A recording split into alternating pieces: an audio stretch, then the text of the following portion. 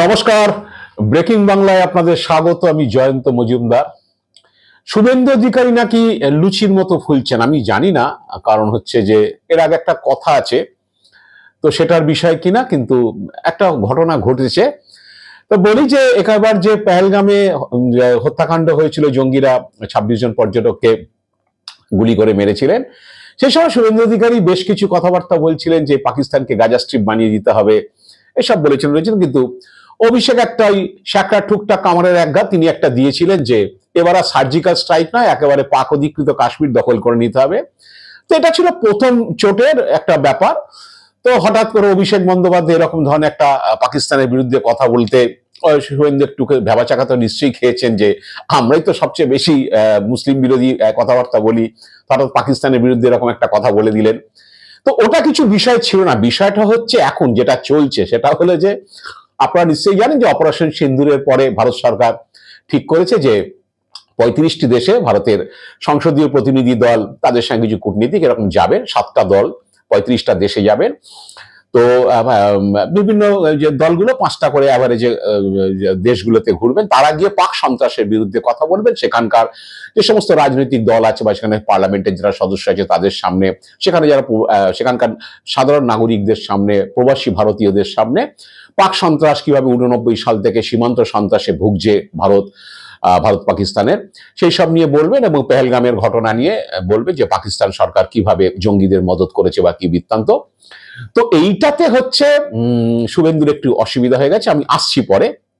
কারণ হচ্ছে আপনারা জানেন যে ভারত সরকারের যে সংসদীয় প্রতিনিধি দল ঠিক হয়েছে 7টা, তার মধ্যে একটি দলে যারা এশিয়ান বিভিন্ন কান্ট্রিতে যাচ্ছেন, সেখানে রয়েছে অভিষেক বন্দ্যোপাধ্যায়। ইতিমধ্যে তাদের জাপান সফর শেষ হয়েছে এবং তারা দক্ষিণ কোরিয়াতে এসছে, আরো 3টি কান্ট্রিতে তারা যাবেন।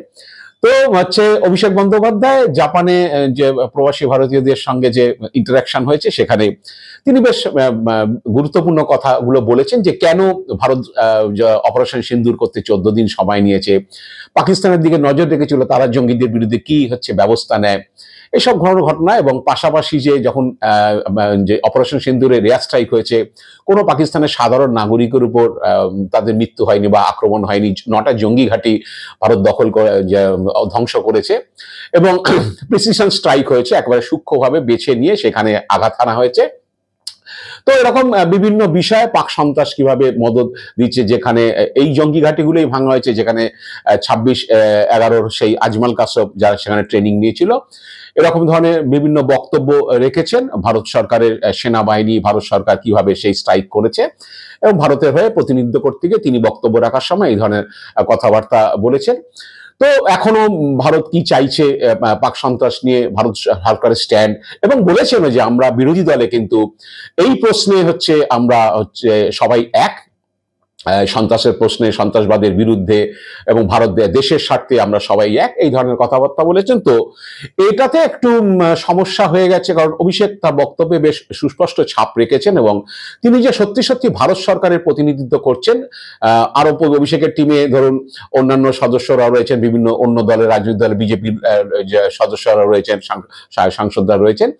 তো সেখানে দাঁড়িয়ে অভিষেক পরিষ্কার বক্তব্য যে সন্ত্রাসবাদের বিরুদ্ধে আমরা দেশের প্রশ্নে আমরা সবাই এক, এবং আমি বিরোধী দলের প্রতিনিধি হলেও হচ্ছে আমি এই প্রসঙ্গে ভারত সরকারের সঙ্গে, পরিষ্কার করে বুঝিয়ে দিয়েছেন। তো এখানে একটা বড় সমস্যা হয়ে গেছে আমাদের শুভেন্দু অধিকারীর, কারণ অভিষেক বন্দ্যোপাধ্যায় আবার শুভেন্দুর কথায় তিনি বারে বারেই বলে থাকেন যে যশস্বী প্রধানমন্ত্রী নরেন্দ্র মোদী, সেই নরেন্দ্র মোদী সরকারের হয়ে সারা পৃথিবীতে যেটা ভারত সরকার চেষ্টা করছে সন্ত্রাসবাদের বিরুদ্ধে সারা পৃথিবীর গুরুত্বপূর্ণ 35টা দেশে ভারতের বক্তব্য ছড়িয়ে দেওয়া এবং পৃথিবীর মানুষকে এই পাক সন্ত্রাসবাদের বিরুদ্ধে অবহিত করা, এই বিষয়টা তার মধ্যে একটি দলে রয়েছেন এবং অভিষেক বন্দ্যোপাধ্যায় সুস্পষ্টভাবে তার ভূমিকা পালন করছেন। তো এটা হজম হচ্ছে না কারণ হচ্ছে, আমি শুভেন্দু ঘনিষ্ঠ কয়েকজনের সঙ্গে 2-3 দিন ধরে কথা বলছিলাম, তো যে তারা বলছেন যে আসলে ব্যাপারটা হলো সমস্যা শুভেন্দু অধিকারী সকাল থেকে উঠেই তো হচ্ছে ভাইপো চোর। শুভেন্দু আবার অভিষেক বন্দ্যোপাধ্যায়ের নাম বিশেষ নেন না, ভাববাচ্ছে কথা বলেন, কারণ নাম নিলে সমস্যা হয়ে দাঁড়ায়, কারণ মানানির মামলা হলে সেটা দাঁড়ানো যাবে না, হেরে যেতে হবে। ওই জন্য ভাইপো চোর, কয়লা চোর ভাইপো, গরু চোর ভাইপো, এইসব কি বলে পাথর চোর ভাইপো, চাকরি চোর ভাইপো, এই বলে মারাত্মকভাবে হচ্ছে তিনি তাকে গালাগাল করেন বিভিন্ন সময় দেখা গেছে। তো এখন এই ভাইপো, চোর ভাইপো তার দেশের প্রধানমন্ত্রী বা তার দেশের হয়ে প্রতিনিধিত্ব করছে, সংসদীয় দলের রয়েছেন, এবং তিনি ভারত সরকারের কথা বলছেন, দেশের কথা বলছেন, পাক সন্ত্রাসবাদের কথা বলছেন। এইটা হচ্ছে কিছুতেই আর হজম হচ্ছে না। তো এখন জানি না এরপরে আর কি করবেন, আরো কান্ট্রি পড়ে আছে সেখানে তারা যাবেন। তো এখন হচ্ছে যে যাকে আমি রোজ চোর চোর বলি সকাল থেকে উঠে, তা তিনি আমার দেশের প্রধানমন্ত্রী বা আমার পার্টির যে সরকার, সেই দেশের সরকারের হয়ে প্রতিনিধিত্ব করছেন এবং দেশের সরকারের বক্তব্য তুলে দিচ্ছেন, পাক সন্ত্রাসের বিরুদ্ধে বক্তব্য হচ্ছে, এটা কিছুতেই হচ্ছে হজম হচ্ছে। আমি বলবো কাকে এরপরে বললে তো লোক হাসাহাসি করবে। এবং সেই কাকে বলছেন আপনি? পাকিস্তানে যে গাজার মতো বোম্বিং করার কথা বলেছেন, উনি তো পাক অধিকৃত কাশ্মীর দখল করে নেওয়ার কথা বলেছেন, যে আর সার্জিক্যাল স্ট্রাইক নয়। তো এইটা হজম করা সত্যি মুশকিল, এবং সত্যি সত্যি যে এরকম একটা দলের প্রতিনিধিত্ব করছেন এবং সুন্দর বক্তব্য রাখছেন, তা একটা তো জ্বলন হয়। আমি জানি না হচ্ছে কিনা, তার জন্যই ফুলছেন কিনা আমি বলতে পারবো না। তবে এর আরেকটা পর্ব আছে, সেটা একটু আপনাদের বলে দিই, যে আটকানোর কিন্তু চেষ্টা কম হয়নি। আমি যেটা শুনতে পেয়েছি বা শুনেছি, সেটা হলো যে আপনারা জানেন যে ভারত সরকার যখন এই দলগুলো তৈরি করে, সেই দলগুলো তৈরি করা, এই যে 7টা প্রতিনিধি দল এবং সাংসদরা যেখানে থাকবেন তাদের নাম চুজ করা, এবং আপনি জানেন এটা খুব সর্বোচ্চ পর্যায় থেকে হয়েছে। Narendra Modi, Amit Shah, Rajnath Singh, Kiren Rijiju parliamentary affairs minister, এরা সমস্ত মিলে দলের যে কারা কারা সাংসদরা থাকবেন, জেপি নাড্ডা, এরা সমস্ত ঠিক করেছিলেন। যে সেই দলে তৃণমূলের ছিলেন, নাম ছিল হচ্ছে ইউসুফ পাঠানের। তো ইউসুফ পাঠানের নাম তৃণমূলের সঙ্গে আলোচনা না করেই প্রতিনিধি দলের নাম ঘোষণা করে দেওয়া হয়। তৃণমূল আপত্তি করে, এবং আপত্তিটা নিশ্চিতভাবে মমতা বন্দ্যোপাধ্যায়, যে আমাদের সঙ্গে কথা না বলে একজনকে প্রতিনিধি করে দেওয়া হলো কেন। তো যাই হোক, তৃণমূলের আপত্তির কথার পরে ভারত সরকার আবার চিন্তা ভাবনা করে এবং কিরেন রিজিজু মুখ্যমন্ত্রীকে ফোন করে যে তৃণমূলের যাতে প্রতিনিধি, তৃণমূল বলে দিচ্ছে যে এইভাবে হলে আমরা প্রতিনিধি পাঠাবো না।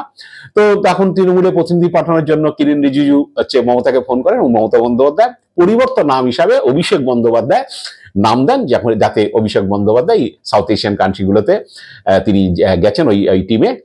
তো এইটাতে যেটা শোনা যাচ্ছে, যে শুভেন্দু অধিকারী নাকি যখন শুনেছিলেন যে অভিষেক বন্দ্যোপাধ্যায় নাম প্রস্তাব করা হয়েছে এই টিমে যাওয়ার জন্য, এবং টিমটা রওনা হওয়ার আগে কয়েকদিন তার মাঝখানে গ্যাপ ছিল, তো সেই সময় নাকি তিনি চেষ্টার কসুর করেননি যে অভিষেককে কিভাবে কেটে দেওয়া যায় যাতে তিনি ভারত সরকারের প্রতিনিধিত্ব করতে না পারেন। শুনে গেছে তিনি নাকি অনেক চেষ্টা করেছিলেন, কিন্তু তার যা দৌড়, মানে যেখানে যাদের হয়তো কেন্দ্রীয় পর্যবেক্ষক বিজেপির সুনীল বনসাল বা দু একজন কেন্দ্রীয় মন্ত্রী আছেন যাদের সঙ্গে ওনার ভালো যোগাযোগ আছে বলে শুনেছি, তাদের মারফত নাকি চেষ্টা করেছেন যে অভিষেক বন্দ্যোপাধ্যায়ের নামটা কোনোভাবে এই প্রতিনিধি দলে না থাকে, কিন্তু সেটা সম্ভব হয়নি। কারণ যে রেঞ্জে হয়েছে এটা, মানে যে রেঞ্জে আলোচনা হয়েছে বা নাম স্থির হয়েছে, সেই রেঞ্জটা অনেক উঁচুতে, সেখানে শুভেন্দুর বোধহয় সেই অ্যাক্সেস পাওয়ার সেই ক্ষমতা ছিল না। যাই হোক, তো আটকানোর চেষ্টাটা বৃথা হয়ে গেছে, ব্যর্থ হয়ে গেছে। তো ফাইনালি সেটা গেছে। এবার আরেকটা ঘটনা ঘটলো, যখনই অভিষেক বন্দ্যোপাধ্যায়ের নামটা চূড়ান্ত হল এবং তিনি যাবেন ঠিক করলেন, এবার শুভেন্দুর অনুপ্রেরণায় অনুপ্রাণিত হয়ে কিছু কীর্তনের দল আছে, আমি বলছি কয়েকটি চ্যানেল এবং ইউটিউবাররা, তো তাদের আমি একটু দেখছিলাম একদিন যে তারা হঠাৎ একটা বিতর্ক শুরু করে দিল যে ইউসুফ পাঠান কেন নয়, কেন অভিষেক বন্দ্যোপাধ্যায়। ইউসুফ পাঠান কারণ হচ্ছে তারা আবার শোনা যায় ওরা নাকি আবার শুভেন্দুর অনুপ্রাণিত, শুভেন্দু নাকি তাদের পছন্দ করেন। তো সেই রকম দু একটা চ্যানেল এবং কয়েকজন ইউটিউবার তাদের ওই আলোচনাটা ওই জায়গা নিয়ে গেল যে কেন ইউসুফ পাঠান নয়। ইউসুফ পাঠান হচ্ছে আমাদের দেশের হয়ে ক্রিকেট খেলেছে, তাকে পৃথিবীর বিভিন্ন দেশের মানুষ চেনে, অভিষেক বন্দ্যোপাধ্যায়কে কয়জন লোক চেনে, এই সব তারা বিতর্ক শুরু করে দিল। আসলে হচ্ছে কাটা যায়নি, নামটা কাটানো যায়নি, ক্ষমতা হয়নি কাটানোর। এবার হচ্ছে যদি আবার কীর্তনের দল নেমে পড়লো যে কেন অভিষেক বন্দ্যোপাধ্যায় যাবে তৃণমূল হয়ে, কেন ইউসুফ পাঠান যাবে না। আরে একজন বলতে, আরে ইউসুফ পাঠান পাকিস্তানের বিরুদ্ধে কত জোরদার খেলেছে জানেন, অত ছক্কা খেয়েছে, অমুক সেঞ্চুরি করেছে, সব বৃত্তান্ত শুরু হলো। তখন আমার পাল্টা কোন বক্তব্য বললেন যে গৌতম গম্ভীর পাকিস্তানের বিরুদ্ধে ভালো খেলেছে, তাহলে গৌতম গম্ভীরকে আপনার প্রধানমন্ত্রী করে দিলেন না কেন। এসব আলোচনা, কারণ হচ্ছে যন্ত্রণা যখন হয় না, তখন সেই গভীর যন্ত্রণা যখন হয় তখন মলম ফলম এসব দিয়ে কিছু হয় না, ওই সাময়িক একটুখানি ছিড়বিড়নি কমে, কিন্তু যন্ত্রণাটা থেকে যায়। তো সেই যন্ত্রণাটা, জ্বালা যন্ত্রণা তো তার জন্যই তো আমরা বলি একটা কথা যে দেখবি আর জ্বলবি, আমি পরের কথাটা বলছি না। তো এখন হচ্ছে যে আর চেষ্টা ত্রুটি রাখিনি, আমি সবকিছু হয়ে গিয়েছে। হয়ে যাওয়ার পরেও অভিষেক বন্দ্যোপাধ্যায় চলে গিয়েছেন এবং তারপরে তিনি বিভিন্ন জায়গায় বক্তব্য রাখছেন, সেগুলো যে বিভিন্ন মিডিয়াতে প্রচার হচ্ছে এবং যে তৃণমূল তাদের সামাজিক মাধ্যমগুলোতে সেই প্রচার করছে। তৃণমূল জায়গাটা ছেড়ে দিতে চায় না, কারণ সামনের বছর ভোট, সেখানে দাঁড়িয়ে বিজেপি বেশি জাতীয়তাবাদী কথা বলতে গেলে, হিন্দু মুসলিম করতে গেলে তৃণমূলও শুনিয়ে দেবে যে আমাদের বক্তা গিয়ে কি বলেছে, বিদেশে গিয়ে অভিষেক বন্দ্যোপাধ্যায় কি বলেছে, এইসব লড়াই চলবে। তো আসল যন্ত্রণা হচ্ছে যে এক আটকাতে পারলাম না, দ্বিতীয় হচ্ছে তিনি চলে গেলেন, ভারত সরকারের প্রতিনিধিত্ব করছেন, সেখানে গিয়ে পাক সন্ত্রাসবাদের বিরুদ্ধে কথা বলছেন। কাকে সকালবেলা উঠে বালি চোর, কয়লা চোর, চাকরি চোর এসব বলবো? লোকেদের উপর হাসাহাসি করবে। তো সুতরাং যন্ত্রণাটা হওয়াটা স্বাভাবিক।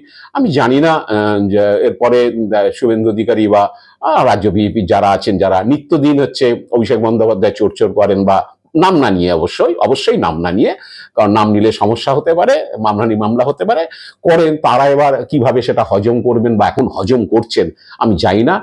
আজ এ পর্যন্তই। আপনারা ভালো থাকবেন, সুস্থ থাকবেন। নমস্কার।